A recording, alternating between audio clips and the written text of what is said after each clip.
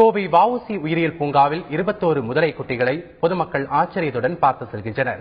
கோவை வஉசி உயிரியல் பூங்காவில் 865 வகையான பறவைகள் மற்றும் வன உயிரினங்கள் உள்ளன. இங்கு மக்கார் வகையைச் சேர்ந்த முதலை ஒன்று 21 குட்டிகளை பெற்றெடுத்துள்ளது.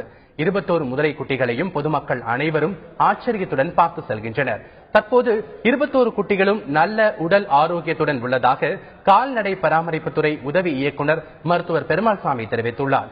மேலும் இந்த மக்கார் வகை உயிரினமான முதலை குட்டிகள் 70 வயது வரை வாழும் என்றும் குட்டிகள் ஒவ்வொன்றும் 70 கிராம் முதல் 75 கிராம் வரை எடை கொண்டதாக உள்ளதாகவும் அவர் கூறினார்.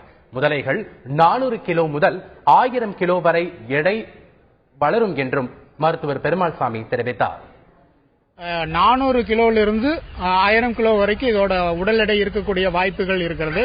முக்கியமாக இது நீர்நிலைகள் அதிகமாக இருக்கக்கூடிய ஓடை, ஏரிகள் மற்றும் நீர்நிலைகள் இருக்கக்கூடிய ஆறுகளில் இது அதிகமாக காணப்படுகிறது.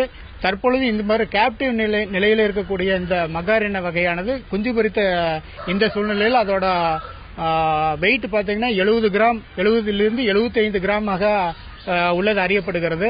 அதே மாதிரி இதோட லென்த் அப்படிங்கிறது பார்த்தோம்னா 300 mm 310 mm வரைக்கும் இது அறியப்படுகிறது.